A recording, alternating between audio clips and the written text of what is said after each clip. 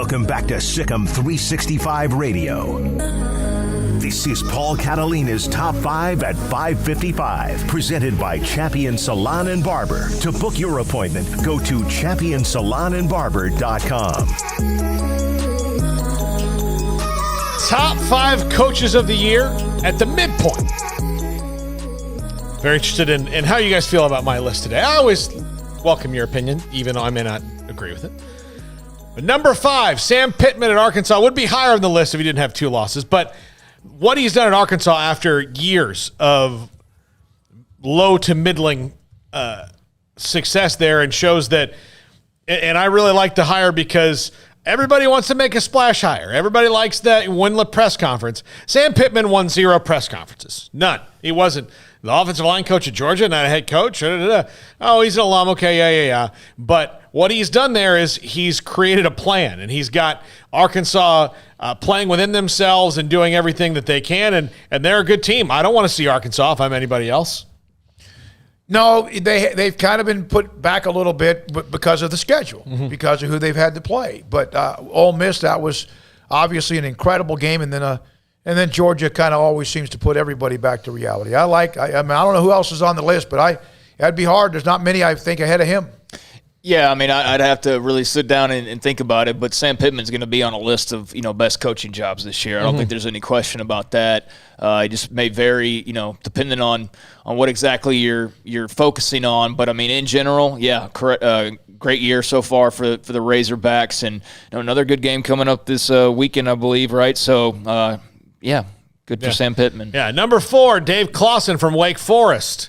Doing an excellent job. That team's tough. They play hard-nosed football. You don't want to see Wake Forest across from you. Look, I think they'll probably lose eventually. I don't think they're quite talented enough to go undefeated, but they're going to win that side of the ACC. I think. I really do. I think they're going to win it. I think they'll beat Clemson.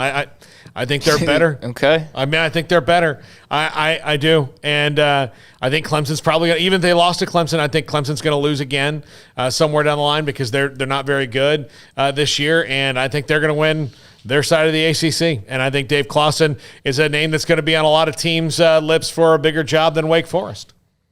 They're not very good, Clemson, or they're just not good compared to what we're used to. They're not good compared to what we're used to, but they're not. They're not. I mean, they're still pretty good. They're okay on defense, but their offense has got a lot of problems. They've been a mess. Yeah, a lot of problems. Yeah, I mean, Wake Forest has been a great story so far. I'm curious to know. I don't know if we really have any Wake Forest fans that listen. But I'd be curious to know what it's been like for them. I mean, were they expecting a 6-0 start to the season? Probably not. Were they expecting, a win, over Louisville or whatever on their way to 6-0? I don't know. But, man, they must be enjoying it right now. So, yeah, Dave Clawson, I'm sure, will be getting some buzz. Number 3, Kirk Ferentz at Iowa. Maybe just I put him at 3 because they're third in the country right now, or second, depending on the poll. But, again, just don't change what you do. Keep on. You know what works for Iowa, and look at where they are. Again, Kirk Ferentz is not trying to reinvent the wheel. I know there's plenty of people across the country probably not big fans of a grizzled old coach like Kirk Ferentz, but hell, it's working. No, that guy you talk about a pulse that's the same. His high blood, his blood pressure is the same. The football team is just steady. He's cool hand Luke, man. And I respect any program that's had 2 coaches in like a 1,000 years. Yeah, no. It's Hayden Fry, and then it was Kirk Ferentz, and it's been that way. I really like that. I gotta say, when I was younger, dumber, and a little bit more mature about these sort of things, I kind of always wondered why Kirk Ferentz was so highly paid. And then I got older and wiser, and I realized, because it's just like no problems. He's gonna be competitive pretty much year in and year out, and there's gonna be years like this year where they're special. And so there's something to be said for longevity and staying the course with one guy. And he's been there, done that, and it's been a great investment for Iowa. Yeah. Former Baylor quarterback, Hayden Fry. That's right. Yeah. Number 2, Mike Gundy at Oklahoma State. Look, I have long made fun of Mike Gundy for his hair, and sometimes he reacts to things well, and especially coming off of a situation last year where he nearly got canceled, and nearly rightfully so. I forgot about that. I mean, he nearly got canceled, nearly rightfully so, for being so ridiculously ignorant about what he was talking about. But he rallied. He communicated with his team in the spirit of forgiveness. They let him back in, and they worked it out. And not only that, they've reinvented what they are. I mean, Oklahoma State was just used to be all offense and no defense. Now they're kind of flipped, and then they're winning.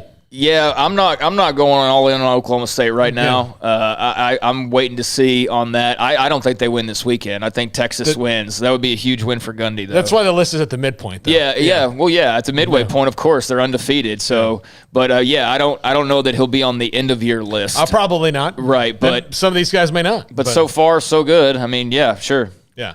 Number 1, Mark Stoops at Kentucky. He's got the game of the week this year. The game of the week this week in Georgia. It's going to be tough for them. They may not win, but they did something they haven't done in a long time, which is beat Florida. They absolutely demolished LSU, and that's something they don't. I mean, even though they've beaten LSU more recently, they've beaten Florida. It was never an absolute pants down spanking like it was. So I think Mark Stoops, and I'm a big Mark Stoops fan. I hope for Kentucky State he stays there, but you saw yesterday, I'm a huge advocate for anybody else hiring him for their open job if they want him, because I think he's a good coach. I agree. He's done an incredible job, and what a massive win it could be if they were to shock everybody and win in Georgia this weekend. Yeah, I like him. It's just kind of steady as well. I'm not so sure. There's not a lot of Kirk Ferentz and him as well. Nothing flashy. They just kind of get their job done. All right, Paul, thank you very much. Appreciate it. Jack McKenzie, also with Armstrong Sims. Thanks to Craig Smoak to my right, Paul Catalina, Grant Taft, Max Olson, Mickey